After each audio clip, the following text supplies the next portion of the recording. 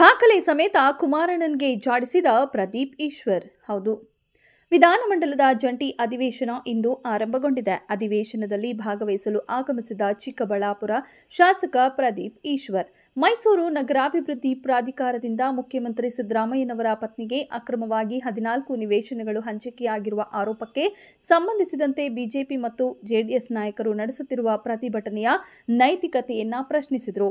ವಿಧಾನಸೌಧದ ಆವರಣದಲ್ಲಿ ಮಾಧ್ಯಮ ಪ್ರತಿನಿಧಿಗಳೊಂದಿಗೆ ಮಾತನಾಡಿದ ಅವರು, 2011 ಮಾರ್ಚ್ 17ರಂದು ವಿಧಾನಸಭೆಯಲ್ಲಿ ಆಗಿನ ಮುಖ್ಯಮಂತ್ರಿ ಬಿಎಸ್ ಯಡಿಯೂರಪ್ಪನವರು ತಮ್ಮ ಭಾಷಣದಲ್ಲಿ ಮೂಡಾದಿಂದ ಎಚ್.ಡಿ. ದೇವೇಗೌಡರ ಕುಟುಂಬಕ್ಕೆ 48 ಸೈಟ್ಗಳು ಮತ್ತು ಈಗ ಕೇಂದ್ರ ಸಚಿವರಾಗಿರುವ ಎಚ್.ಡಿ.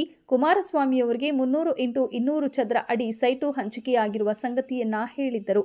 ಪರಿಸ್ಥಿತಿ ಹೀಗಿರುವಾಗ ಜೆಡಿಎಸ್ ಮತ್ತು ಬಿಜೆಪಿ ನಾಯಕರು ಅದ್ಯಾವ ನೈತಿಕತೆಯೊಂದಿಗೆ ಪ್ರತಿಭಟನೆ ಮಾಡ್ತಾರೆ ಎಂದು ಸತ್ಯ ಈಶ್ವರ್ ಪ್ರಶ್ನಿಸಿದ್ದಾರೆ.